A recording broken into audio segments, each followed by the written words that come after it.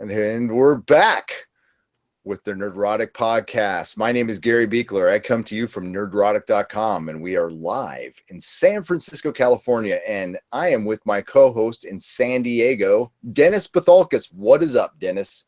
Nothing much. Just really freaking hot here and humid down this way. It's as usual. Well, in San Francisco, heat, yeah. We don't experience summers here, a la Mark Twain. It was foggy. So we're not here to talk about weather. We're here to talk about Spider-Man. Oh, yeah, we get 1 week out of the year, which is in September. And yeah, so we're here to talk about Spider-Man Homecoming. We both saw it last night. I saw a 7 o'clock show in the Barcalounger Theater in Daly City, California. Where'd you see it, Dennis? I saw it at the lovely Hazard Center Theater, Ultrastar Theater. No, they've actually put in nice seats and everything. Okay. And digital whatnot. Digital whatnots. I just saw it today. That's your technical term, digital whatnots. We didn't have the shaky chairs, but that's okay.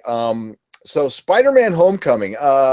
Those of you who are new to the podcast or don't know me, I owned a comic shop in San Francisco, the Comic Outpost, for 10 years. It was a comic store before I bought it, and it is one after I sold it. It is still in existence, 2381 Ocean Avenue, owned by Brian Hibbs, who owns, it's now called the Comic Outpost Experience. But at one time in my run of owning the comics shop, I had every Spider-Man action figure on display for that up to like 2010, everyone ever made. And I've also had at one time every Amazing Spider-Man issue, 1 through 600, on display in the walls. I own them all. I own every Spectacular. I own every Spider-Man issue that was put on the print. We're talking weird foreign reprints up until 2013. Haven't bought one since. That's okay. And I have read damn near most of them. I've read the Amazing Spider-Man run. I've read the Spectacular Spider-Man run. So I've got a little bit of cred when it comes to Spider-Man. He's my favorite hero. It was my first comic, Marvel Team Up 42, Spider-Man and Vision. Bought it in 1975 for $0.25 in a 7-Eleven down in San Marcos, California. I freaking love Spider-Man. I was Spider-Man 10 years for Halloween. You know, I've got a tattoo of Spider-Man. I've named my dog Parker. I freaking love Spider-Man. So going into this movie, I was a little weirded out, Dennis and I were both talking about this in previous podcasts about how my kind of lack of excitement. Now, granted, I'm old. Okay, I'm 47 years old. So I'm going to take that into account that I'm getting old and maybe... No, I'm still a nerd and I still love Spider-Man. I'm not going to believe that shit for a minute. So I was a little not excited about this movie, and maybe because they were showing so much of it, and I decided to eat it all up. And you know, there was a bunch of spoiler. I guess they screened the movie 2-3 weeks ago, so there's a bunch of spoilers already out there, Dennis. So I felt like I had already seen half the movie, and I did, and it definitely took away from my experience. Now I could have stayed away, you know, I did. Like you did, and but it did take away from my excitement a little bit. You know what? It's not the, and not going to bury the lead here. It is not the best Spider-Man movie. I think there's a lot of prisoner of the moment going on. Spider-Man 2 is still the best Spider-Man movie. Period. End of story. Did this movie get some stuff right? Absolutely, and we will get into that in detail. But I will stop babbling. Dennis, what did you think? I think there was a comment that you made after you had seen it last night that you know on our Facebook, our little messaging thing there, and you said it would have made a better TV show than a movie. And about halfway through, I was like, you know, Gary was right. This would have actually about 2/3 of the way through. I said, yeah, Gary was right. This actually would have made a better TV show than a movie. And I could see where you're going with it on that. And yeah, there's some hits, some misses, but overall, I thought it wasn't bad. It was not the best Spider-Man movie. But then again, I'm kind of biased. I love Sam Raimi. I love his style. He's a huge Spider-Man. I think he's actually a bigger Spider-Man fan than you are. And it shows in his movies. Number 3 notwithstanding, yes, we already know the shit show number 3 is. He's already apologized for it. We're not going to go there. Yeah. So yeah, how I would say it's better than the Amazing Spider-Man movies with Andrew Garfield, but nowhere near the Sam Raimi movies. No, and it was in an interesting, precarious position. I admire their boldness with what they did with the superhero film genre, and with Spider-Man itself.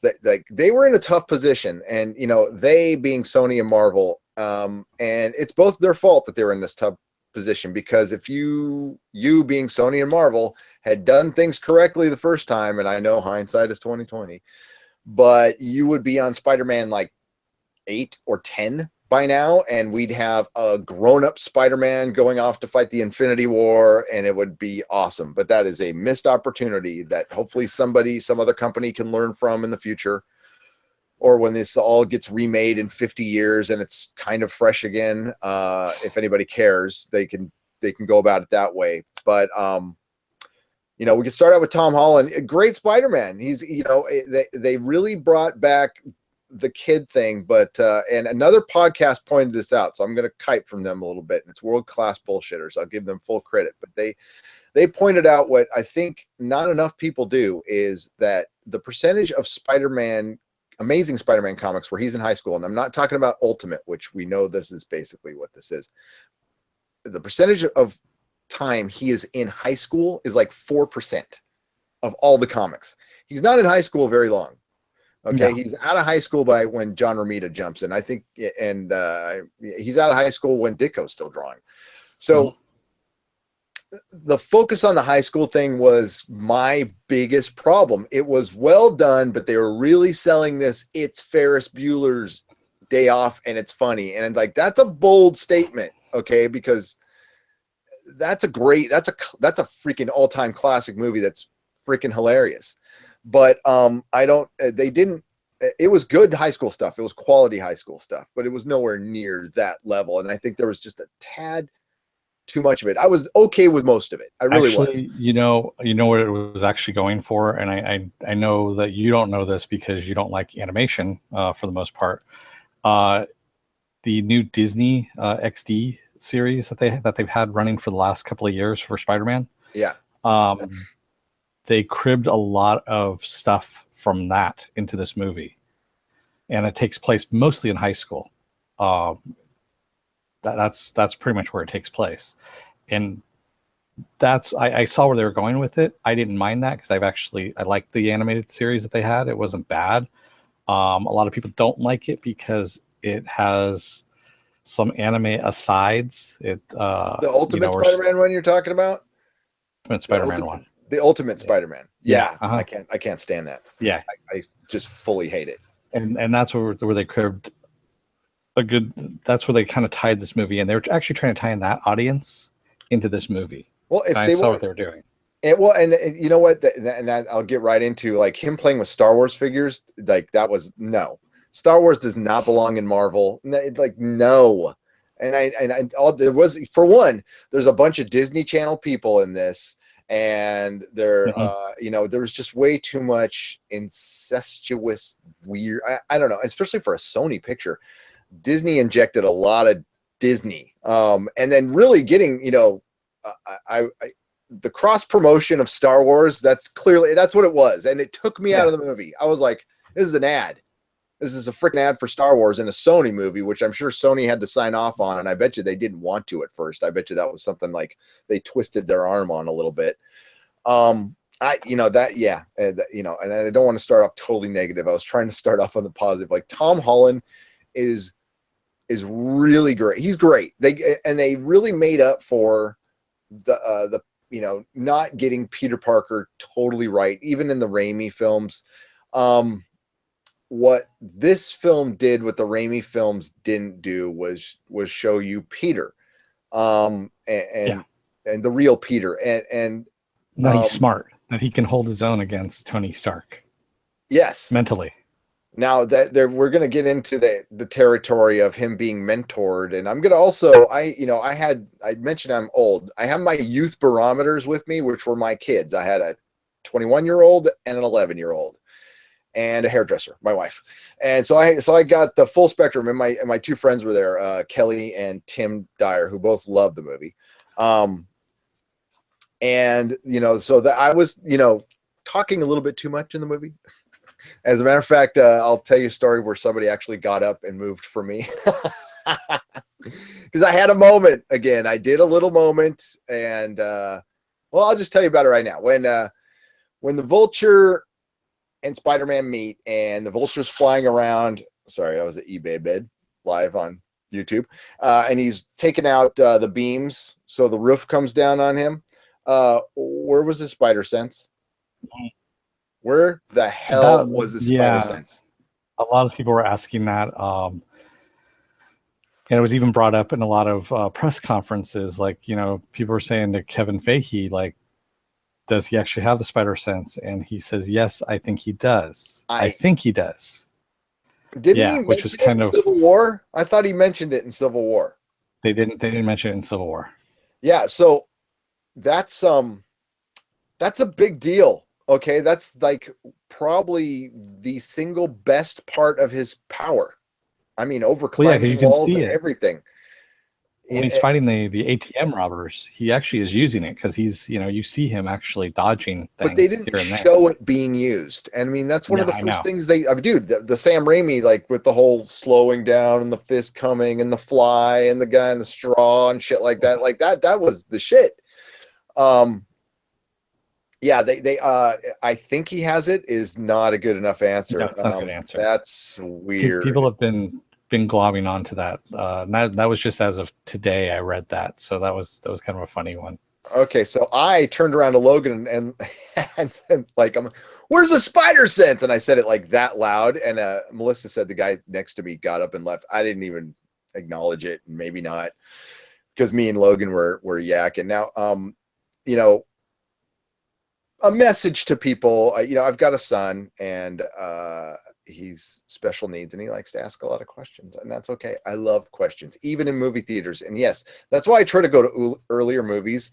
Anybody who complains about kids being in a Spider-Man movie and talking, you can fuck off. Okay. You can go to a 10 o'clock show. Now, if somebody brings their kids to a 10 o'clock show, you got an argument. I'm not going to argue with that. But, kids and bringing a baby is bad too. I think that's very bad. Get a babysitter, stay home, wait for video. Sucks for you. You had the baby. Don't go see a movie opening night with a baby. Okay.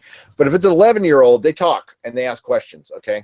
So that's why we have 21 and over showings down here. That's why there you go. Okay. And it's a Spider-Man movie. So there it is. And I'm unapologetic for it. And there are as many ways to avoid us yucky people. But let's talk about the good and some of the characters here. Now, the good was the acting, pretty decent storytelling, pretty good representation of high school. I didn't go to that kind of high school. I didn't go to a city high school. So I don't know like how totally accurate it was. The high schools I went to are best represented in actually 16 Candles is probably the best representation. Actually, my high school I went to is in film. The movie The Principal with Jim Belushi? Yeah. The very beginning. That's actually my high school. It was filmed there. Where's that? Northgate High School in Walnut Creek, California. Nice. The Principal. Mm-hmm. There you go. And also, Fast Times at Ridgemont High, which was based on a high school not far from where you are right now, Claremont High. Well, where I used to live. Well, yes. Just over the hill. Compared to Dennis. Yes, compared to where you are. On everything. Okay, compared to where you were and where I am now, which is San Francisco, it's still closer to you than me. But thanks for pointing that out, Dennis. We are not getting into exact details here. So, yes, you see what I deal with, people? Christ's sake. Okay, so we had a hard time. Me and Indigo were discussing this, and when we got out of the movie, we were just like, I can't tell you if I liked it or not. I mean, I'm torn. It didn't know what it wanted to be, and that's when I mentioned him. It would have been a much better TV series, and that's where I'm going to stick with this one. Where the movie was a 7 out of 10, which is still pretty damn good. Don't get me wrong, but Indigo and I both agree. Controversial statement coming from a Marvel zombie. I think Wonder Woman was a little better. I think it was just a little better. No, actually, this is what I think. Yeah, for me, I don't think Wonder Woman was better. I think it was actually kind of on even keel. This actually had the best ending for a comic book movie, I think, because of Aunt May. I think because I think I'll disagree with you there, because I think the Iron Man ending is still the best. I think this is a 1B situation. That was a very good ending. But I have a huge problem with Aunt May knowing. Oh, by the way, spoilers. So if you haven't, we should, just by the way, if you watch any of our podcasts, we spoil the shit out of thing. We assumed you watch it. If you haven't watched it, please go watch it and then come back and watch us later. Tons of spoilers coming in. And that was the first one is Aunt May sees something and says, and almost says the F word. I wish she would have just gone ahead and said it. Yeah. And we'll get into that later. Let's let people warm up, without the spoilers here. Well, let's go into Aunt May at least, Marissa Tomei. Let's go to Marissa Tomei. I liked it. I liked the way she portrayed Aunt May. It wasn't the stereotypical, oh, I'm old and feeble kind of thing. And and she was playing it kind of clueless, that everyone likes her a lot, which I thought was pretty funny. Yep. It was a good running joke, that everyone really likes Aunt May. Or yeah. Did you think she was going to be in the movie more than she was? No. I think she was just in it just the right amount, like Sally Fields in the Amazing Spider-Man movies. She was in it way too much. I agree with you there. And the Sam Raimi movies, we love those. And perfect. I was kind of expecting she would be in it a little more than she was. She was not in it very much. And actually, a lot of people were not in this very much. This was, and that's a good thing. This was Tom Holland. This was following Tom Holland. Ned Leeds was in it quite a bit, but the supporting characters, Michelle and Liz Allen weren't in it very much. Marissa Tomei was great. She was great as Aunt May. She is my favorite Aunt May, that's for sure. And I loved how they kind of gave her a Mary Jane look. She looked very much like Mary Jane, and a little cross between Mary Jane and Gwen Stacy. She had the stripes, kind of, she had the Mary Jane kind of hairdo. I thought that was cool. Maybe a little weird that you make Aunt May look like Mary Jane, who's essentially Peter's mom, but then, we can get into a whole psychological thing about Oedipus complexes and stuff like that. Yeah, but and speaking of the Michelle thing, that was the thing that pissed me off the most. Well, yeah, and we will get to that. That is going to be because in about we'll say about 5 minutes we're going to get into the spoiler zone big time. We only kind of nipped one there. Right now we'd be just talking about the overview of the film. And I'm drinking water, by the way. It's just a big bottle sure of you water. are. Marissa Tomei was great. Let's talk about Michael Keaton. I liked Michael Keaton, and I thought there was a great missed opportunity that he was genuinely creepy. Yeah, he was, especially in the car during prom, the homecoming thing. I got that whole menacing, adult talking down to a kid thing, and the way he was doing it, and also just with the gun, I was like, wow, he actually did this really well without becoming stereotypical or overbearing. He did it at the right level and the right menace, the right amount of menace. Yeah, he really felt this felt like a kind of a Joss Whedon villain, where it's like it's not a total villain, like you totally see where and they really sold this like he's a working guy, blue collar guy who just wants his fair share, and this definitely was his gung ho character. By the way, Melissa and I were discussing like which Michael Keaton was this. I'm like, it's gung ho Michael Keaton, I think. But I kind of wanted that. I wanted to ask you about this because Indigo and I, my oldest son, talked about this. I kind of wanted that earlier. I would have loved a half a movie of that tension. That tension when, okay, we're in spoiler territory now. Here we go. Michael Keaton is Liz Allen's dad. Okay. and which they actually shocked me. I was actually kind of surprised when I didn't catch that one either. So especially with the different last names. So but you know what? There's 3 different last names in my family, so it totally makes sense. And that whole scene was a high school movie notched up, and that was my favorite thing in the movie. Was the car scene, the one where Peter, first sees him and starts really freaking out. And they really did well the Peter fucking things up. Yeah. Now the they've pooch, as Tony would say. Yes, and they need to continue doing that with less people knowing who he is, because part of the charm of when you read, not Ultimate Spider-Man, I'm talking Ultimate Spider-Man does it a little bit, but Amazing Spider-Man does it to perfection, which is for Spider-Man to win, and this is an old saying, for Spider-Man to win, Peter has to lose, or vice versa, and that's pretty much why we like this character. Is we're in on the secret, and and Peter is Mr. High Road. He always does the right thing, and that's why we love him. And at any time you could go, I'm Spider-Man, and like get out of a situation, and he doesn't, because he knows the hell it will bring. He gets screwed over a lot in the comics. Yep. And as a result, his life isn't that great because of this. He could go out, and actually they've explored this in the comics where he ends up, they altered reality a bit, where he actually has his own company, Parker Enterprises, because he went and took all his inventions and everything and actually made money off of it instead of going into crime fighting, which he does. So yeah, exactly. I mean, I agree with you there. And it's funny. It mirrors the whole theme of Doctor Who's season this year, which was like, what is the definition of a good man? And it's paraphrasing, but it's basically somebody who does good without anybody watching, without expecting any praise, and with absolutely no reward. And that's Peter. But when people know his identity, dude, it takes away from that. Now, I am okay with Tony knowing. I'm like we're in the Marvel Cinematic Universe in that aspect. I'm okay with you, and I'm actually okay with Ned knowing. I think having the man in the chair is cool.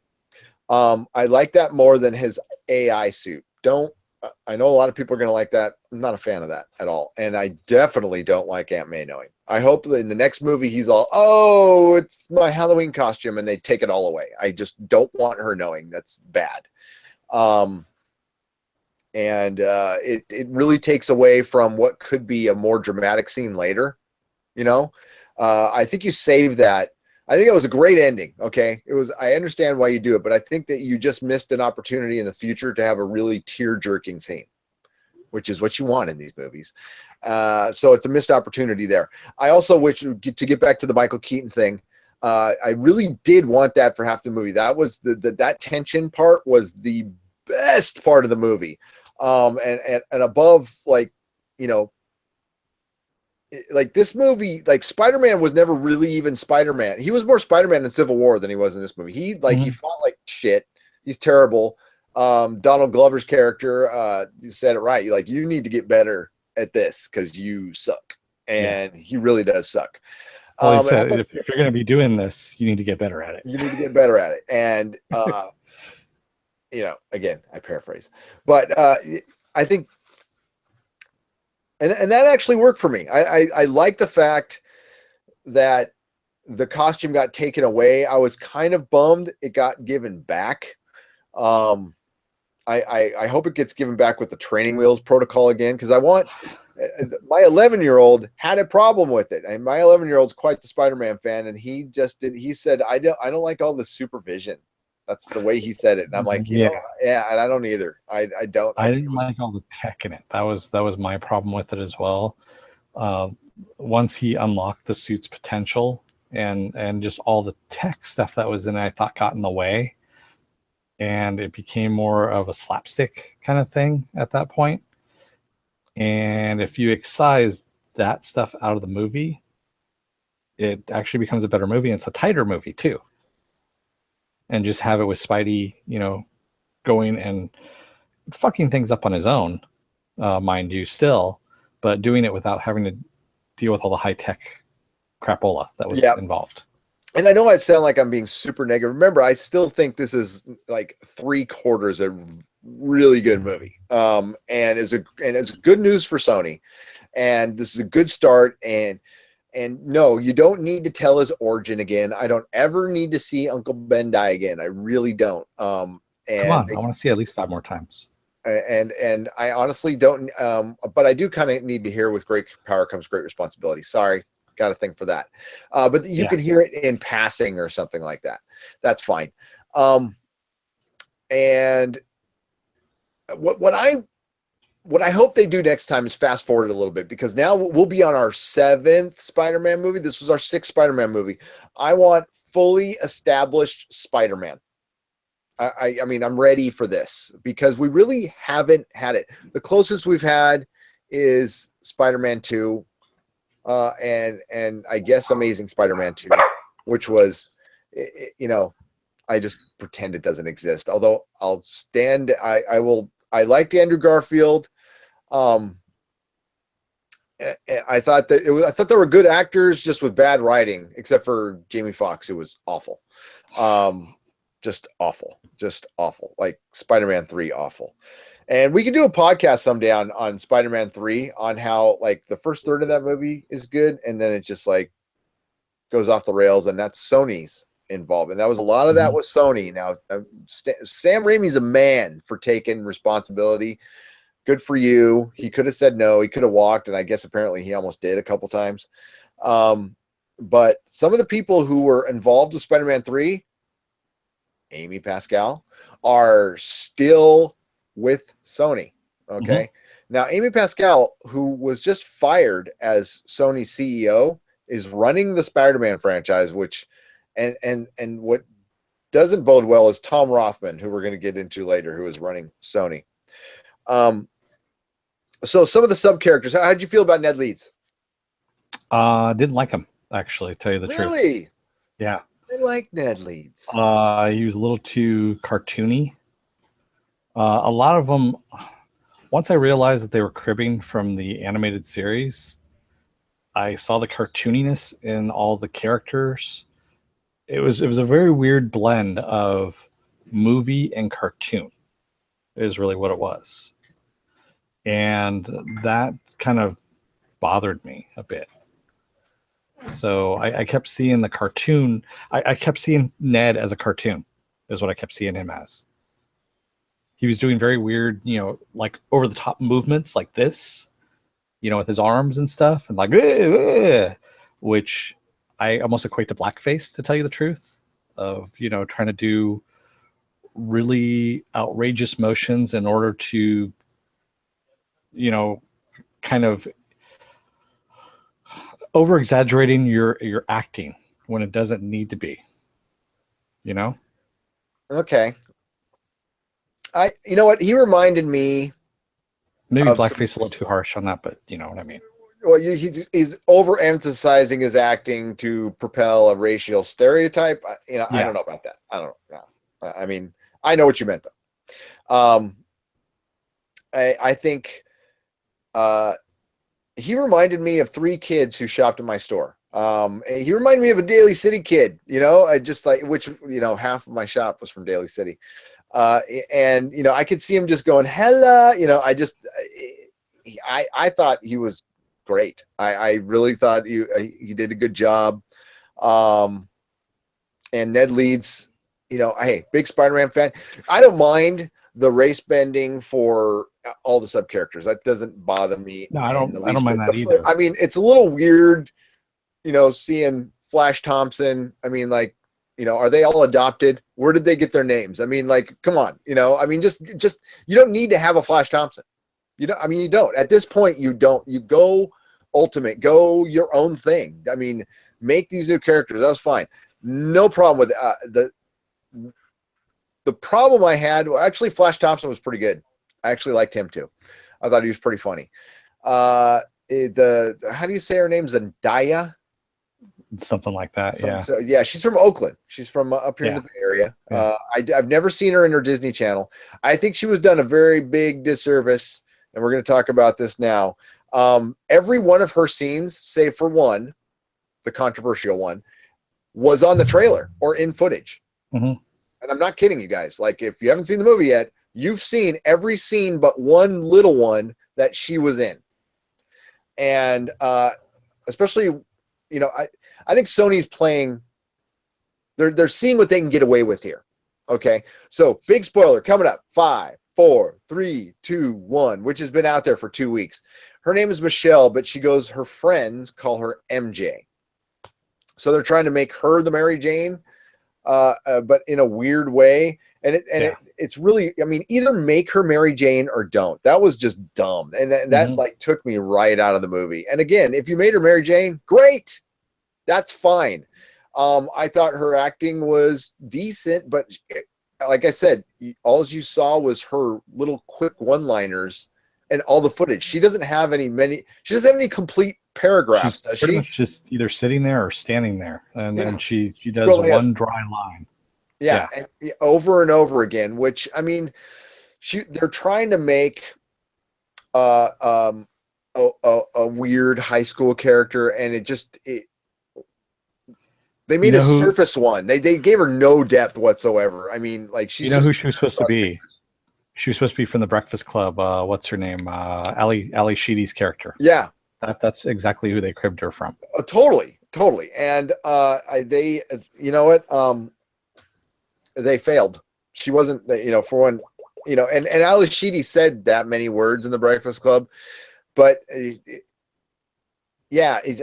maybe it wasn't acted well. It just felt like she just didn't have enough lines. I didn't have enough time, but they made her into this big character in the trailer, and that was it. So, yeah, I hope to see more from her, and if you're gonna make her Mary Jane, make her fucking Mary Jane. That MJ thing is kind of a insult to Spider-Man fans, and you know what? I can hear the responses now. You're old, and this is a new Spider-Man, and everything's coming off the Ultimate Universe. And I even IO9 today did a list which was total clickbait, where they called Miles Morales the best Spider-Man, which is just so fucking. Yeah. It was clickbait, and I almost responded. Then I'm like, it's clickbait. I'm not going to do this. And come on, please. Miles Morales is great, but no, he's not. He's like good. He's okay. He's got a great costume, but I mean, please. I don't know. That's the character that didn't really work for me. And oh my God, the guy from Silicon Valley who was the speech coach, I'm forgetting his name now. He had the funniest line in it. He's all, we're not going to lose any kids on a field trip. Not again. That was good. That was the best line in there. Oh man. I don't know, Dennis, who was your, aside from Michael Keaton, who was your best character? Did you like any of the sub characters? Favorite sub characters. Just Aunt May, honestly. Aunt May was my favorite. And I know she wasn't in it that much. Okay, so sub characters, you're saying like, okay, any of the background characters? Well,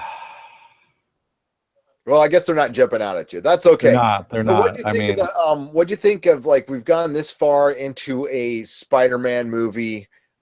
We got a Vulture. I don't think they ever called him the Vulture, but the costume was good, and they took a seriously lame villain and made him fucking awesome. And I would put Michael Keaton in top 3 in MCU villains, and I'm counting the Netflix series. Just an aside, by the way, I guess on the set, whenever Michael Keaton was on set, when they were in between scenes, during breaks and that, all he was doing was quoting Batman lines the entire time on set. Which I thought would be... That's good. There's not a lot of them. Yeah, there is just saying I'm Batman over and over again. Probably. And I lost my train of thought. You know what would be cool? After seeing Michael Keaton be this badass and this old, is do a Dark Knight Returns and bring him in. I would totally be down with that. Like, do it freaking right. Bring him in, and then you could bring in Henry Cavill, that's Superman, and age him a little bit. and bring in like the old, bring in all the old cast that, don't have Tim Burton direct it. Don't. No. But that would be freaking cool. He could totally do it, by the way. Oh no, back to the villains. The Vulture was like lame villain pulled off. And then one of my favorite villains, because he's got one of the best costumes of any villain. Like they gave him a sleeve, was the Shocker. Yeah. I'm like, what? And they didn't even have him like, he had the super punch, which was cool, which is honestly, that's not an addition to his power. It stuck in my head. I always saw him like shooting his Shocker things. But I was really disappointed by that. I'm like, guys, we're way past we're not putting people in costumes thing. Can we put him in a costume? Maybe you're setting up the Sinister Six, and maybe he's going to come back later, and that'll be cool. I want to see my villains full in costume. Maybe they just didn't want to do one. That's fine. But I was, they were talking up that the Shocker was going to be in this, and and they gave us both Shockers. Definitely setting up. So yeah, they are definitely setting up Sinister Six because we had the Scorpion as well. Yes, we did. The Scorpion tattoo on his neck. And I only saw it once. I am going to go see this movie again. But I'm sure there's a ton of stuff I missed. So let's talk a little bit about the Tony Starks. Now everybody knows by now that he's barely in the movie. He's in the beginning and he's in the ending. He's got a little piece in the middle, but it's just him basically in a suit, and he's actually in India, I believe. Yes. And they were all well done. Really liked the ending where they gave him a chance to be the Avenger, and they pulled up a new Spider-Man costume, which I guess looks like a hybrid Iron Spider costume, which looks bad ass, by the way. So I guarantee you we're going to see that in Infinity War. I pretty much guarantee it. And Peter goes through his trials, and the whole story is like Peter decides to stay the friendly neighborhood Spider-Man. Like he wants to be an Avenger at first, and they don't skip around the Marvel Cinematic Universe in this movie. They dive right into it, and you see scenes from other angles from Civil War, which is all over. I mean, it's all been online already. You see very little new stuff that you haven't seen. I'm pretty sure if some really industrious, clever person went all around the internet, you could piece together almost this entire movie with what they put out. And I would say like minus maybe 15 minutes. You could put maybe the end with the Vulture on the beach. I didn't see. And the very, very end with the press conference, I didn't see. Everything else, I can honestly say I kind of saw little bits of it everywhere. I'm going to harp on this again. You showed way too much. Way too much. And I wonder if that, I doubt it. It had great box office, man. It did 15 million last night.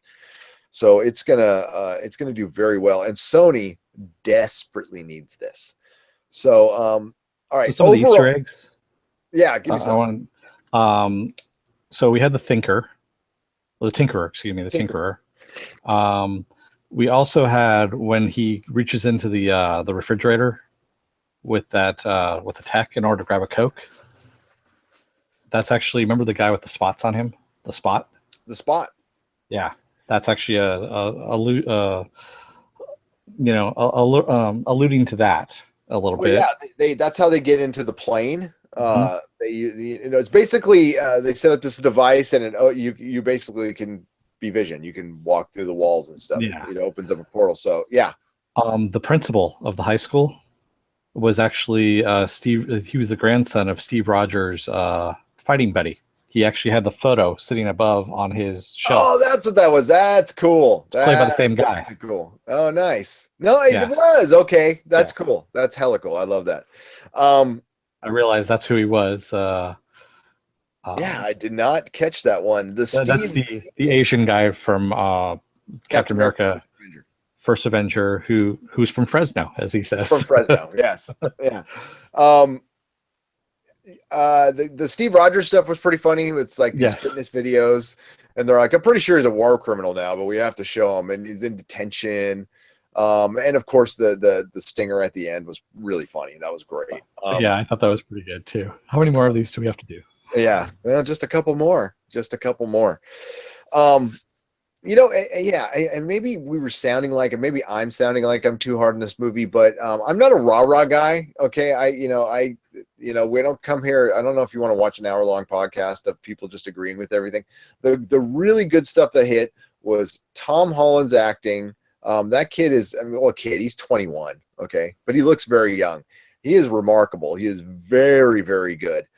He played, Indigo, my oldest son was complaining he played Peter kind of wimpy, and I'm like, nah, I think that's a good start. But he showed grit. I mean, he's got obvious grit. He goes out and fight. He jumped on a freaking plane, that was flying. So he just sounded maybe, just a little young. That's all. I think that's great. If you're going to stick with that, stick with that. And the high school stuff, like I said, it went on a bit too long, but it was still really good. The sub characters, to me, at least their acting was somewhat okay. But the bad guy made it. Michael Keaton made this movie. This movie lives and dies with him, and that's why they got him to do it. And I look forward to seeing him. He's got to be in the next one. I mean, he is the William. He is. I mean, essentially, it's the same dynamic as Willem Dafoe in the first two Spider-Man movies. The Sam Raimi, yeah. And it was definitely a nod to that, which is really cool. I don't know how this Peter Parker fits in with the Infinity War, though. I mean, looking where he's at right now, and then he's going to go fight in the Infinity War, he's going to die. He's going to die. They've established that Miles Morales is in this universe. Would it be a bold move to kill Peter Parker in 10 movies or so and have Miles take over? It would be a bold move, not a wise one. I've always been a fan of having them both in the same universe, which I guess they're kind of doing now, and having him be like a Robin, be like a Batman and a Robin, have them fight together and be a team and fight separately. Or even in different cities. They can be Spider-Man in different cities and they can both exist. Just like that one in Houston they had for a little while in the Marvel Now. That was the Scarlet Spider. Yeah. I actually like that.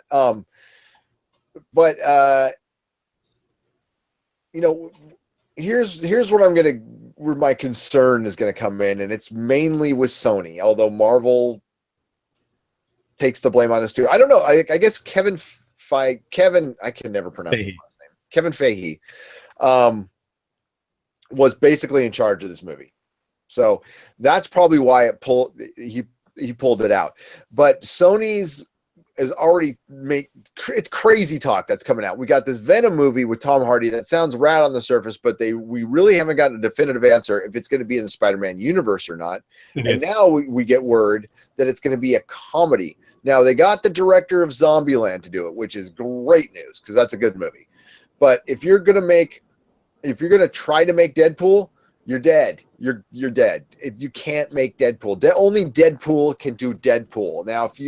Now, if you want to try to make Logan, you can't make Logan. And that's what their inspiration with this. And folks, that's how Hollywood works. People think they have these big plans and they plan things out like systematically and they get lawyers involved. No, all this shit is seat of your pants.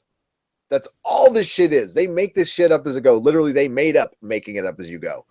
And that's what it's the Venom movie's fluid. It's going to change 5 more times with the successes that what they're going to do.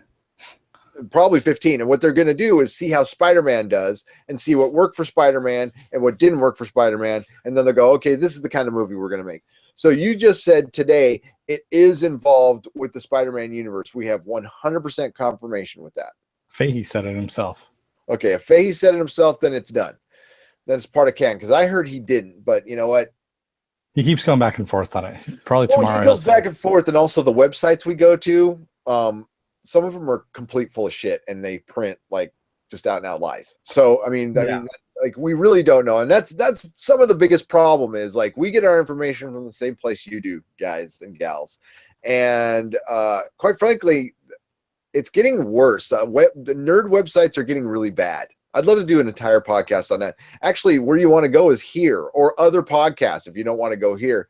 Yeah, can I give an example We real quick? might not be, we might not be like in the know all the time, although sometimes we are. We're not going to get bought off, and we do this for fun, and it's our genuine opinion. Now, give me an example. The example was they were talking to the director of this movie. I can't remember his name offhand, and someone just asked out of the blue. They said, what kind of villain are you looking at? And then they said, well, how about like the Chameleon? And he goes, yeah, the Chameleon's kind of cool. And then they said, well, how about Morbius? And he goes, oh, Morbius would be really cool too. He goes, and then maybe we could even bring in Blade. And so what was the headline on the the article was Spider-Man director says he wants Blade in the sequel, Spider-Man sequel. And it's like, no, he just said it was cool that, if, Morbius was the next villain or something like that. And then maybe he could bring in Blade because that's actually part of that story. And then Emergency Awesome promptly does a video about it. And it's like, and if you read the headline, it puts a question mark on it. So it's kind of like what Eric Von Daniken did with Chariots of the Gods, how he got away with all his like ancient astronaut theories, is he formed it all in a question, like, were the Egyptians visited by gods? And, were the pyramids built by aliens? So basically that's what every one of these headlines is Morbius going to be in the Spider-Man sequel? And they just make it like that. And it's total clickbait and it's crap. And what the hell? I hear music. Obviously, that's your Oscar music. It's walking you off the stage. Can you hear it? Yes, I can. Yeah. That's actually, what is that? What did I just turn on? I'm curious now. Oh, I just turned on Ant-Man. How did that happen? I just hit a button and Ant-Man turned on. I guess I have an Ant-Man hotkey right there. Weird. So these, and we have talked about in previous podcasts, and it is becoming a problem where, especially Rotten Tomatoes, ladies and gentlemen, that is some bought off crap. You cannot believe Rotten Tomatoes anymore. It's just not correct. It's what's weird is it's half owned by Warner and NBC Universal, and they tend to favor those two movies quite a bit. Although Spider-Man's doing pretty well. It's at 93%. I don't know what, I don't know. I think part of it is that, what sucks is, directors, actually they were interviewing a Batman director and he was afraid to say anything for precisely that reason. It'll end up a headline saying, well, so now we're not going to get any news, which, maybe will be good. Maybe we'll be surprised about this. Maybe there's too much of us out there. I don't know. That's for you to consider. But, I don't know. Where do you think they go? Let's go past Infinity War here, Dennis. Where do you think they go with the sequel on this one? They're going Sinister Six on this. You could already tell. The whole thing with the Scorpion meeting Vulture in prison, as that's the first stinger. It's definitely setting up because he says, "Oh, I know some guys outside who want to slit the throat of the spider and all that kind of stuff." Of course, that's where they're going in Sinister Six because they've been wanting to do that movie since Amazing Spider-Man came out, the first Amazing Spider-Man. Oh yeah, they were going to do it on its own. And it's funny that you bring that up is Sony before Amazing Spider-Man came out, there was talk that Spider-Man 4 was this great script featuring the Vulture, and I'm wondering how much of that was this. I mean, minus the high school stuff. I'm sure it was. Yeah, I'm sure it was actually recycled. Yeah, and they just added a bunch, and hey, it freaking worked, and it's because of Kevin Feige. I'm going to give him, because Amy Pascal's involvement, and we talked about Tom Rothman. Tom Rothman ran Fox, and in the X-Men 3 days and Wolverine Origins days. So this is not a guy and he's belligerent. He is one of the just how he got work. Out of the billions of people in the world, somebody decided to have Tom Rothman run their CEO, and all he did was piss off every nerd. And this was back in the day when X-Men movies were the king. When X2 was considered the best superhero movie. Remember those days? Wizard Magazine called it the best superhero movie. And he was in charge and alienating everybody. So watch out for this guy, youngsters. You might not have heard of him, but he's trouble. He's big time trouble. So overall, I'm going to give you, like I said, 7 out of 10. I will see this movie again. It's the third best Spider-Man movie. It might be really close to Spider-Man 1, but it's nowhere in the league of Spider-Man 2. What do you think, Dennis? I give it a bargain matinee rating, basically. Ooh. Meaning that, it's great to go see it at a bargain matinee. I basically, how I look at it is, full price ticket, bargain matinee, rental, like, go to a Redbox and rent it, catch it on cable, like HBO or something like that. And then, of course, catch it on network TV is the very bottom. That's a lot. So it's kind of good. Okay, bargain matinee. Well, hey, I wish I could see these opening things bargain matinee. I wish I could see them at my house, pay-per-view. I'd pay $50 just to not deal with that stuff, and be able to pause it and go to the bathroom. So we're gonna get into a little bit of news here, fans. This is our flagship podcast, so this is the one where we let loose. If you want to watch our recaps, all of our recaps are at on this YouTube channel, which is the Nerdrotic channel. You can find all of our videos and all of our podcasts on nerdrotic.com, our main website. We also have a Facebook page, which is facebook.com/the Nerdrotic Podcast. Please like, comment, respond, say fun things. And if you comment and subscribe to us on this video, you are entered in a chance to win. I used to own the Comic Outpost. We had 3 variants. We had an Avengers Assembled #1. We had Amazing Spider-Man 666. And we had Spider-Men, the first meeting of Miles Morales and Peter Parker. And they were all special Comic Outpost variants. They are very rare because most of them were destroyed in a very unfortunate sewage basement accident, which I will not get into. So there is not a ton of these left. Go check them out on Amazon and see what the prices are on eBay. They're up there. You will win a pack of all 3 of those. Okay, and I will send it to you for free.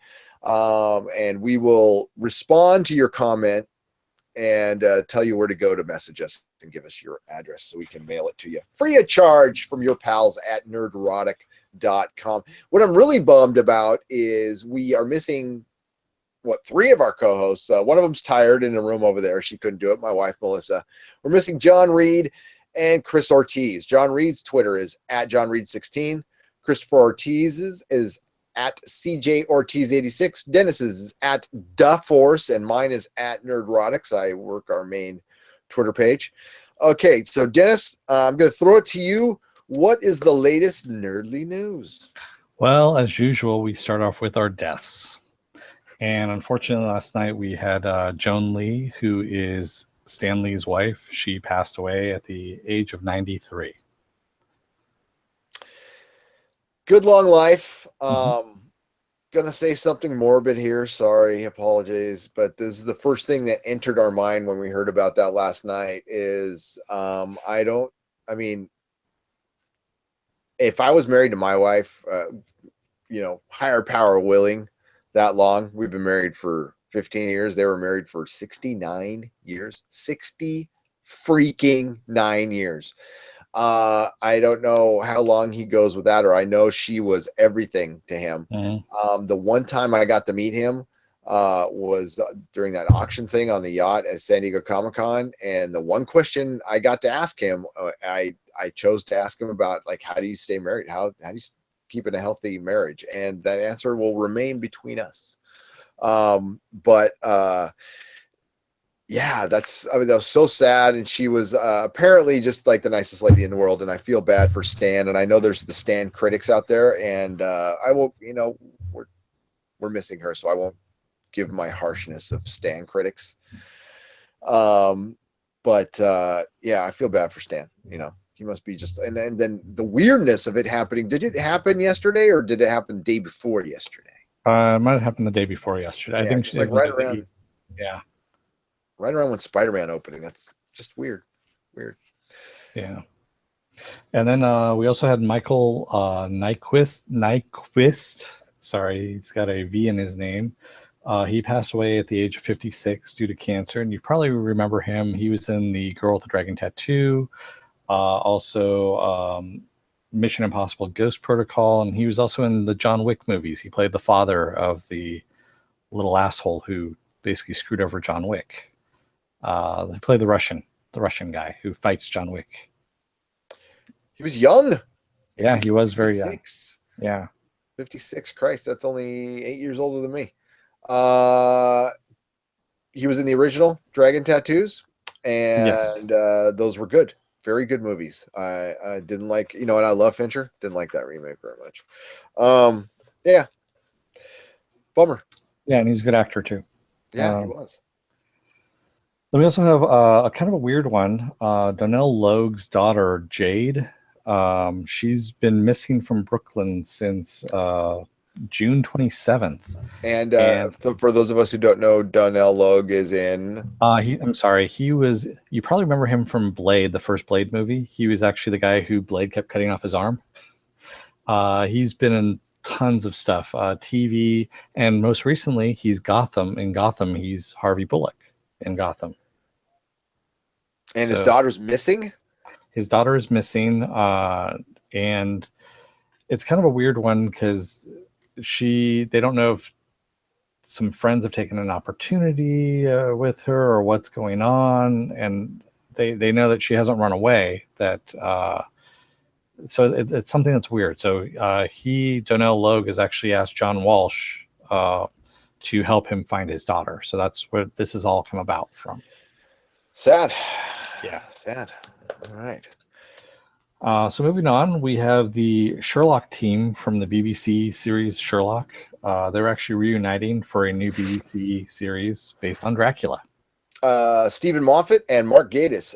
This is going to be good. This is going to be very good, and they're going to, base it a little bit on the Bram Stoker, Yes. Quite a bit. I believe they're modernizing it though. A little bit, yeah. I can't see the BBC freaking... I mean, are they going to make it 1800s or... I mean, they're not going to make it origin. I mean, they might do a flashback origin 1500s Vlad the Impaler, but they haven't said. Yeah, I think definitely interesting. I mean, I think, as great as he was on Doctor Who, better on Sherlock. It's better on Sherlock. So that's cool. I'll watch that for sure. I'll take a look at it. The CW is going to spin off Supernatural with Sheriff Jody Mills' character and a group of girls, I guess girls that don't have any families, and it's going to be called Wayward Sisters, and they're going to be fighting demons and whatnot. Sounds a little bit like Buffy, but who am I to judge? All girl Supernatural? Yep, all girl Supernatural. After 30,000 seasons of Supernatural, I mean, Christ, how many seasons for the real? It's like 12. Right now they're going on 13. Yeah. Yeah. 13 will be a great season to end it, by the way. I don't know. I will never watch that ever. 5 was actually a good season to end it. So yeah, after the world ended for the 5th time. Mm-hmm. Yeah. Well, I watched religiously the first 4 seasons, and I'm like, okay, enough. Yeah. Well, 5 was the end of the original series. That's when they actually had planned it out, was the 5 years. So. Yep. Kevin Bacon is going to be rebooting the Tremors franchise, and now it's going to be over at Sci-Fi. It used to be over at Amazon. Now it's over at Sci-Fi. I think that's good. I think that's actually good. I think Sci-Fi is doing some very interesting things, and they're rebranding again. And I think, we'll see if they stick with Expanse, which is their best show and one of the best shows on TV, bar none.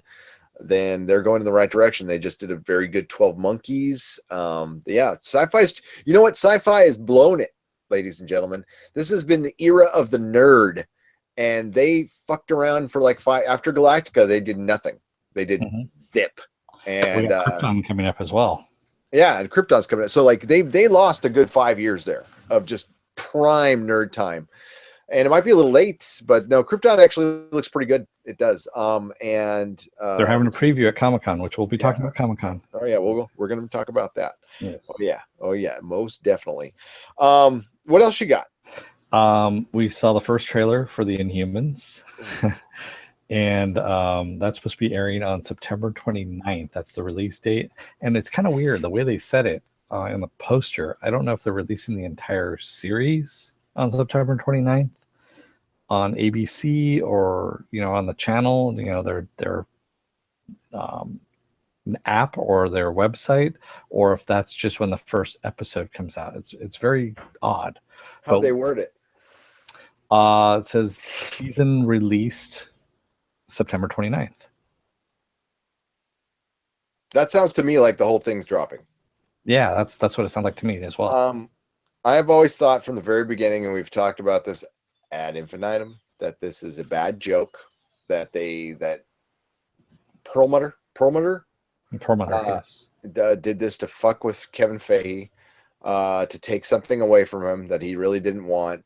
It looks ridiculously bad. I mean, that wig, sweetie, that wig. I thought, okay, maybe it's just bad in photos and it's going to be this awesome CG thing. Nope, it's really, really bad. It's a Party City wig with a Party City costume, and it looks bloody awful. I mean, there's nothing about this that looks good. I don't know why they're doing this. Nothing about this makes sense at all. Yeah, I don't know either. I think they just wanted something to pair with the last season of Agents of S.H.I.E.L.D. I'm calling it the last season just because it's the last season. Yeah, it's got to be the last season. They're shortening up the episodes, and I think they're moving it to Friday nights. Is what's going on with Agents of S.H.I.E.L.D. You know what would help? If they called it the Avengers and put superheroes in it, that's what would help it. I mean, add into the movies like they were originally going to do. Honestly, that's where I would, if we want to skip ahead real quick, where do you take phase 4? What do you do? Go to television. I know the movies make a gazillion dollars, but like Marvel has enough fodder to make television shows till the end of time. Yep. And make like a great TV. And damage control, in the Spider-Man movie. Screw damage control. We got the Defenders and have the champions, and I mean the real champions, and like Fox is doing it. They got an X-Men show coming out, for Christ's sake. Like they're kind of beating them to the punch. And guess what? DC can do this too. DC can do it faster than anybody because they own everything. Don't even get me started on that. So on the Marvel front, we also have some other Marvel news, don't we? We do. Excuse me here. Sam Jackson is going to reprise his role as Nick Fury for the Captain Marvel movie that's starring Brie Larson. And that movie actually has a release date of March 8th, 2019. March 8th, 2019. Have they started principal photography on it yet? Not yet. Not yet. Interesting.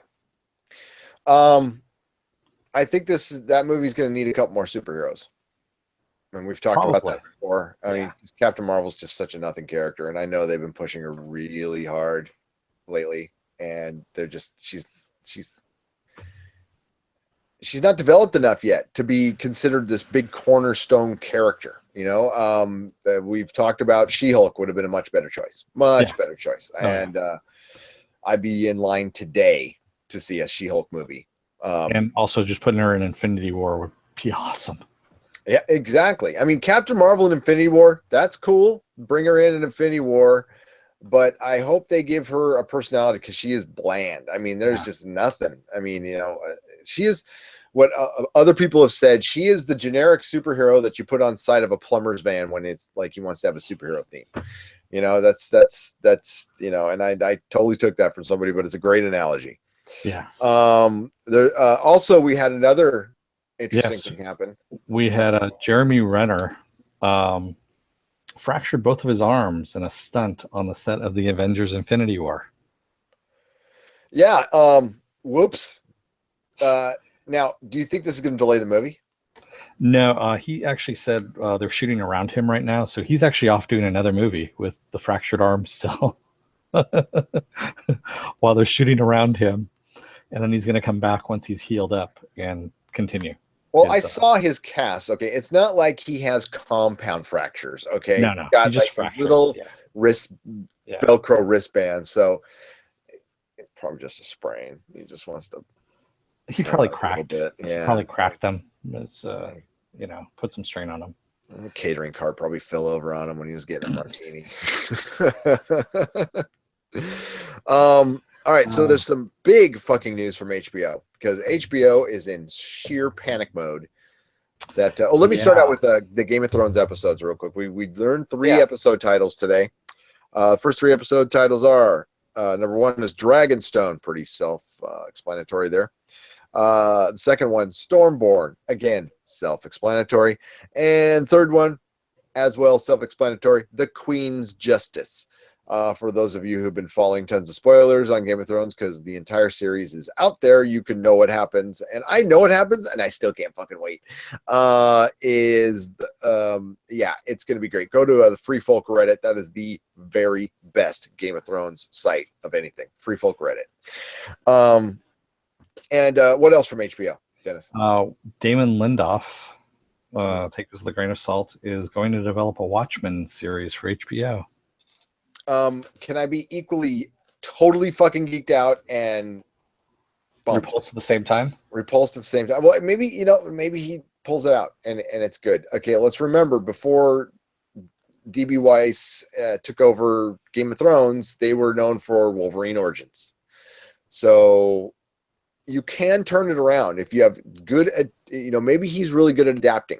Okay, because some guys are really great at adapting and crappy just writing their own stuff. I think this would be fantastic. I mean, I don't know. I guess you could adapt. You can. Well, it's just a comic. It's a 12, and each comic is equal to almost an hour. If you go by script pages, comic book pages are anywhere between 30 to 40 something pages. That's 45 minutes. That's an hour script. Each page of script is a minute. So you have 12 episodes. So how do you expand it? Do you think they put in some of that before Watchmen schlock, or do you think they go into the old Watchmen, or I don't know. How do you think that? I honestly don't know. That's the whole thing. Well, give us dude. You're not under. Give us a thought here. You think it'll go 5 seasons, 2 seasons? I think the first season will hit and it'll crash and burn. Okay.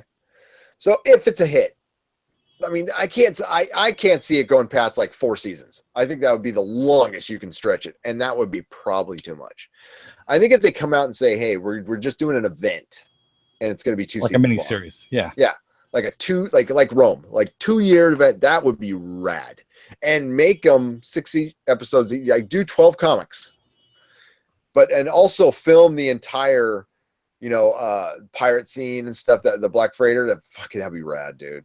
So rad. And do the squid ending. Well, they will. I think that's going to happen. I think you really want to differentiate from the movie, which I am here telling you I love. I love the movie. Not the biggest Zack Snyder fan in the world, but I love that movie. And I love the big crazy 4-hour version. Love it. So yeah, I'm excited. I am excited. I think it's good. And if it hits, it's really good for us fans, because then we'll get stuff like, I don't know, Transmetropolitan, The Boys, We Three, Planetary. I mean, that opens the door. Dude, League of Extraordinary Gentlemen done right. That would be nice. Oh, of course, Alan Moore would still disavow it because, I don't care. He can disavow everything. You've read that? I shared it again. That El Cid animation of SpongeBob Watchmen. You ever seen that? I think I have. I think when you posted, I think. Well, I love at the end of it. It's got Alan Moore committing suicide, and the guy's like got all these rings on. It was funny. You got to say, I'm sure everybody's seen it. It's got 1 million hits, but it was great. What else we got? There's some other. I guess we got a lot of things. Actually, Rick and Morty season 3. We had the trailer and the release date of July 30th. So all the insanity starts all over again. I know you haven't really watched the second season. I'm really looking forward to this because there's a lot of stuff that they need to answer, and it's just going to be batshit and crazy. I saw the first episode for season 3 already because they released that on April Fool's Day, and just awesome. So yeah, definitely looking forward to that. Yeah, I think it's good. I mean, dude, Rick and Morty's like jazz for nerds. People fucking love it. You do not say anything bad about it. I find it funny. I definitely laugh for the episodes and I enjoy it. It's just not something I seek out. Noted. Yeah, I get it. But I love the Venture Brothers. Give me that Yes. shit all fucking day long. That is genius. And the Venture Brothers actually going to have a comic book coming out as well. Can't wait. Let's see here. We also have The Umbrella Academy is going to be going to Netflix. That is a damn good book. It is a very damn good book. Damn good book. And didn't we hear about this like 4 years ago or something like that? Like It's with the been Marvel bouncing stuff. around. Yeah, I felt like, maybe it's just I thought I heard it. Yeah, there was a script from 2012 or 2013. They're actually reusing that script for the Netflix. I cannot wait. That is, I am waiting for it right now. Yeah. Gerard Way, you know what? Better at comics than he is at music. Yeah. Yeah. The Chemical Brothers, by the way, in case My Chemical, yeah. Oh, no, My Chemical Romance. My Chemical Romance. That's right. Not Chemical Brothers are pretty good too. Yes. They're DJs though. So then we move over to Castlevania. Since we're talking about Netflix, Castlevania actually released this last week, and it was such a big hit. Season 1, it's an animated series. Season 2 has already been greenlit at Netflix, so we've got that coming out as well. Smallville's Erica Durance, who played Lois Lane. This is actually kind of a big news for those of us who watch Supergirl. I do. I even do a podcast here about that. Yes. At times. And she's going to be replacing Laura Benatti, who played Alora Zor-El, Kara's mother. That was all of season 1, basically. She played Laura's mother and also her aunt, they were twins. So Erica Durance is actually coming in and replacing her as Kara's mother. Because the actress Laura Benatti has a previous engagement, so she couldn't come back. Yeah, it's called being fired. Her previous engagement was you're fired. It was a very nice way of saying you're fired. You don't leave a TV show. Nobody leaves it. But that was very nice of him to say. Erica Durance is 4 years older than our main character. So how's the mom thing working out? Are we talking about time displacement or Erica Durance? Erica Durance is Lois Lane from Smallville. Yeah, she's in her mid-30s. She's in her mid-30s, and our main character from Supergirl is 28.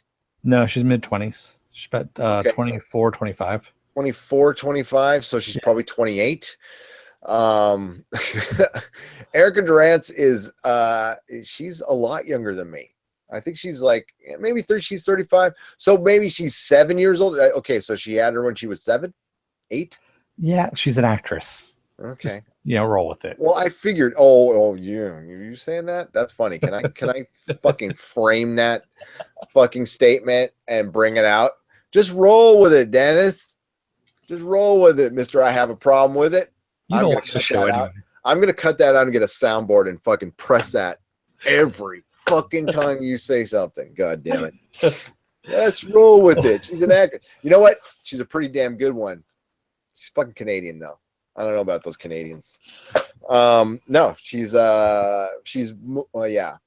Lois Lane was quite a ratings bump for Smallville. We'll just say that. Okay. Yes. A show I like. When she wore that swimsuit during the Aquaman. Yeah, dude. Yeah. It had to be brought up. Well, lots of things has to be brought up during that. Must work out. That's really good. Yeah. So then we have Lucasfilm has fired, I should say Kathleen Kennedy actually fired Phil Lord and Chris Miller from the Han Solo prequel due to Lawrence Kasdan being pissed off that they weren't following his script. So what do? They bring in Ron Howard, Mr. Blandness himself, to take over the directing duties, and They also brought in an acting coach for Alden Ehrenreich, who's playing Han Solo, because they don't like the way he's playing Han Solo. File this under, we want to get our 2 cents in on news that's a couple weeks old, so apologies for that. But we actually recorded a podcast that we had to shit can because Dennis's audio sucked. And then all this stuff dropped the next day, which, that's our timing. Lord and Miller have done 3 really good movies. 2 of them are great. I think this is a horrible move. I think they were worried Han Solo was going to be too meta and too, if it was meta, that would have sucked. But I think, I heard it wasn't a good relationship from the beginning.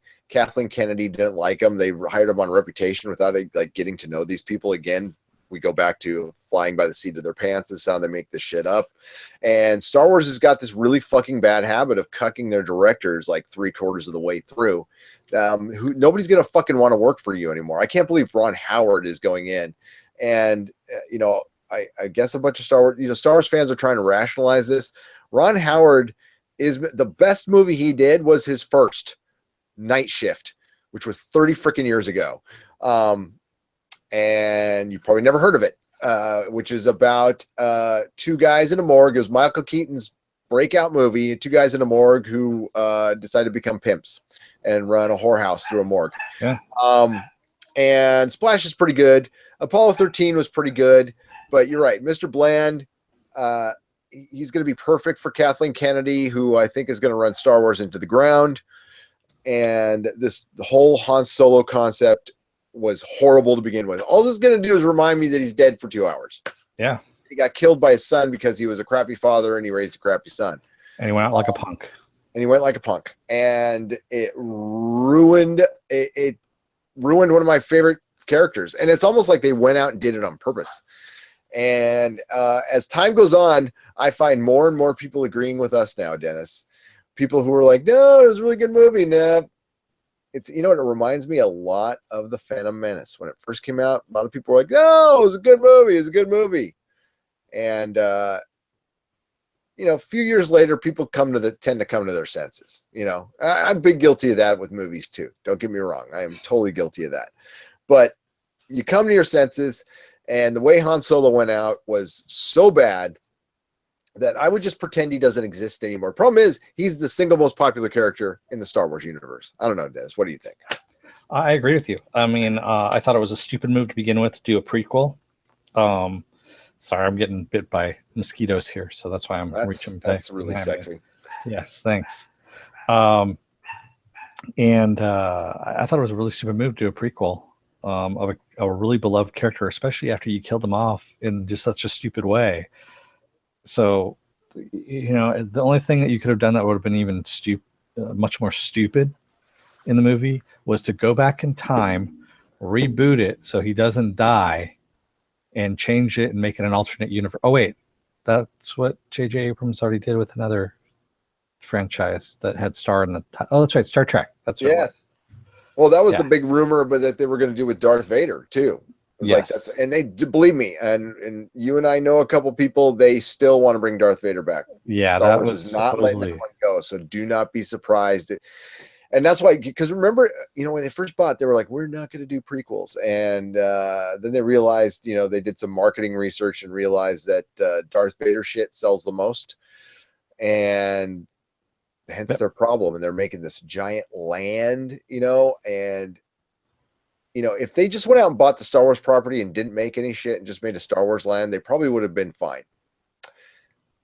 Now that they've ruined, and I believe me, when this next one comes out and Luke dies and we've already got Princess Leia, and like in 2 movies, you dispatch the original cast and you're telling us to love, Rey, who has done nothing to, Rey, who just woke up a Jedi. I think what they're going to do is they're going to actually have R2-D2 is going to be holding up Luke's lightsaber, and Luke is actually going to back into it by accident. That's how he's going to die. And he's going to slip a banana peel or something like that, or some Ewok shit or something, and fall back on the lightsaber and die. And then, of course, Princess Leia is going to die off screen because we already talked about that one before. a la Poochie from The Simpsons. And yeah, it's just, or the Kraken in Pirates of the Caribbean. yeah, Dying off screen. Yeah, Yeah. just terrible. Yeah, Star Wars. I don't know. I'm done with Star Wars, dude. Yeah. I mean, I liked Rogue One. It won me back, but then, this whole Han Solo movie, and I just don't care. I mean, like, good. I mean, I don't want to take away from anybody else's enjoyment. That's why we're pretty much not going to talk about it anymore, because we just are not into it.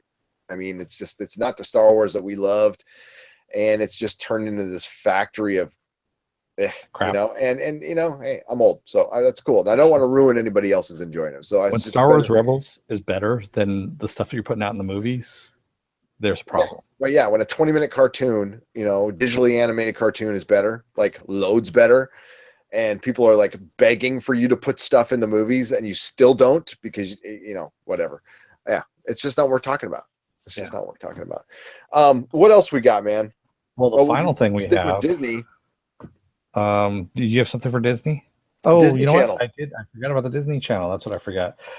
Disney Channel and Freeform have lost 4 million viewers due to, a combination of cord cutting, and then also they're just losing kids. Kids' interests have kind of waned. They're, so this is a larger problem that like everybody's dealing with, and it wasn't just Disney, by the way. It's you mentioned Spike, and ESPN is it's part of ESPN, yes. 20%, and that's basically. There's been a bunch of rumors that resurfaced again that Disney's been for sale, and people are like Boulder Dash, but ESPN. Best analogy is, remember back in the day when you put America Online on your computer and then you tried to uninstall it and it was just fucking everywhere. It shot spider webs everywhere and it just like couldn't get out of your fucking computer. That's what ESPN is to Disney. It's got it's so spread out that it's actually sinking the fucking ship. So you have Star Wars, which is still doing well, that we just bashed, and Marvel Cinematic Universe, billions of dollars. But the thing is, they cost billions of dollars to make.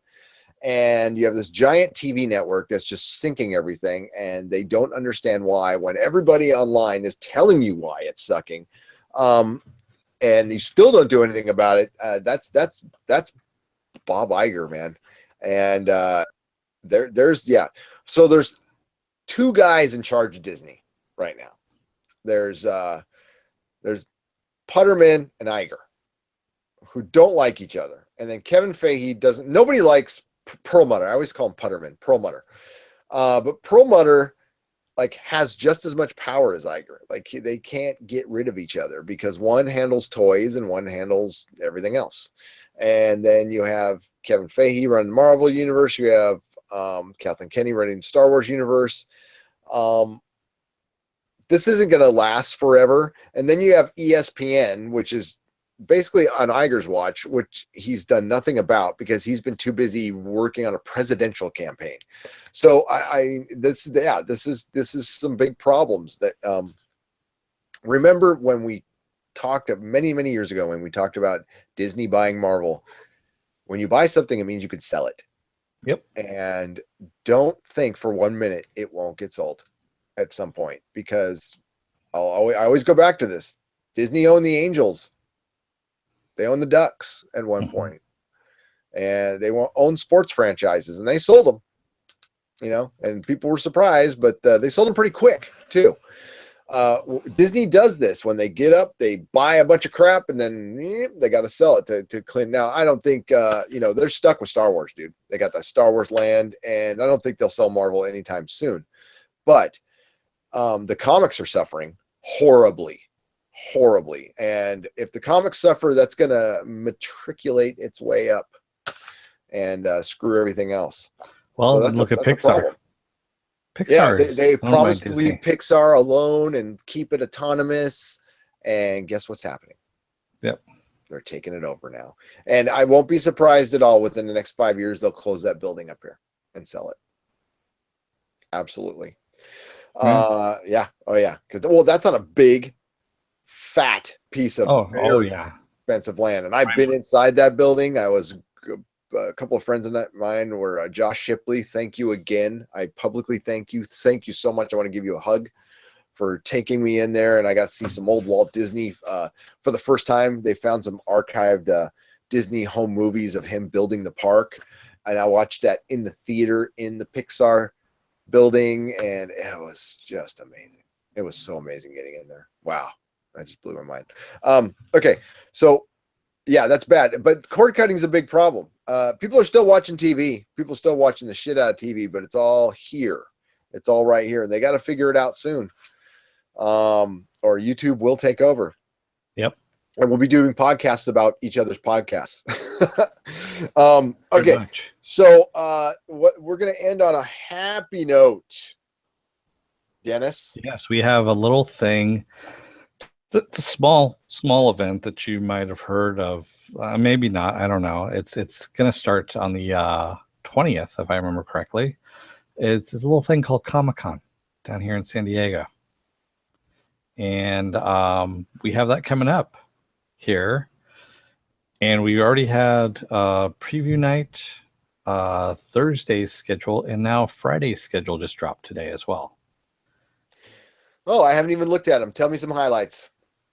Well, we have Sci-Fi has actually dropped their entire panel of things. They have a Battlestar Galactica reunion. That's happening. Awesome. We also have Friday is actually going to be kind of big. We have Preacher. That's going to be in Hall H. We also have Walking Dead, of course, Hall H. The Defenders in Hall H as well. And what else is going to be playing there? We're going to have Krypton is going to be showing there. They're going to show the first episode of that. iZombie is going to be back, of course. I know that's not huge, but you know, it's huge for us. Huge for us. What else do we have going on? I'm kind of blanking on a lot of the other things. You didn't write any of that down? I didn't write any of it down, Jesus unfortunately. Christ, Dennis. Okay. Well, go to san diego comic-con.org and check it out. I want to say my one dude, I'm going to call right now because I was so excited about this. And I'm already starting to dial back because I haven't seen Daredevil in a costume yet. And I have a feeling he's not going to be in his costume. No, he's going to be in his costume. Are we sure? Because I haven't seen it once. And we haven't seen shit for trailers. Yeah, I know. They keep showing the same thing over, which is good. But I don't see anybody in costumes. And I have a huge problem with that. I don't want to just see a bunch of guys with abilities saying they're these superheroes. What makes them the superhero is their fucking costume, which we talked about in Iron Fist, which I did like. Okay, I did like for a TV show for a guy who's almost Iron Fist, but not quite. Which they should have called it Almost Iron Fist. You're going to see the trailer. I can, you know, this we're going to see it on Friday. Friday is going to be the trailer for the Defenders. This Friday? No, that Friday for Comic-Con. Nah, we'll see it probably beforehand. They'll probably drop it beforehand. Yeah, I can't, dude. I kind of want to go to that Battlestar reunion panel. I went to every Battlestar panel, and they were some of the best panels, dude. The only panels that were better were the Serenity panels because of Nathan Fillion. Nathan Fillion should just host every con. He owns it. I've been there when he did the it was one of the Firefly panels. Yeah. And Slither too, which was with James Gunn. Yes. Was it Slither? No, it wasn't Slither. Was it Slither? What was the movie with the snakes? Okay, yeah, Slither. Yeah, Slither. So dude, we're gonna be okay. So what we're gonna be doing from Comic-Con is we'll be doing interviews from the floor with artists and creators, big and small, giving you updates from what panels we just saw, just bullshitting mainly, and then at the end of the night we'll be doing a podcast reviewing the entire con. We want these to be interactive podcasts. We're setting up some broadcasting software to where you can call in, giving questions, chat away. We're going to have a lot of friends joining in. You know, we Dennis and I have a combined comic book years or Comic-Con years of what? 16? I think I'm at 15 or 16. No, like combined. Both of us combined. So, yeah, that would be adding how many years you went and how many years I went. And no, I'm saying I have like 16. I don't know how many you have. I have 33. So 33, it's so we're talking about 50. Okay. Yeah. So, yeah. 50 years combined Comic-Con experience. So it's going to be lots of fun. I grew up in San Diego. That's why I went to so many. It used to be really easy to go to up until about 10 years ago. Yeah. Now it's really impossible to go to, and it's not as fun as it used to be, but it's still quite an experience. And if you have a chance to go, you need to go. And good news is it's going to be there at least until 2021. They did sign that in, so that's good news. All right, man. Anything else? No, that's all our news. We had a lot of news because we hadn't done this in a while, but Yeah, we haven't done this in a while, so yeah, you might want to take this one in doses, ladies and gentlemen. But I have to go. Big day at work tomorrow. Exactly. We will be back. I believe we'll be back Sunday night, possibly doing a Game of Thrones preview. I think that's 50-50 on that one. We will be back for sure Monday night at 9:00 doing our Preacher recap. That'll be Dennis, and maybe Chris will join us for that one. So looking forward to that. And then 7:16, ladies and gentlemen, every night right after the West Coast feed or the East Coast feed of Game of Thrones. That's it's going to be 8:00 Pacific Standard Time. We will be doing a recap of Game of Thrones, giving you real opinions. You know, not bought off by HBO or anything. We'll tell you what we really think. Although I'm probably going to love it all. So, Dennis, take us out. Don't let the door hit your ass on the way out, America. And may the small folks sing songs of your greatness. Good night, everybody. Good night.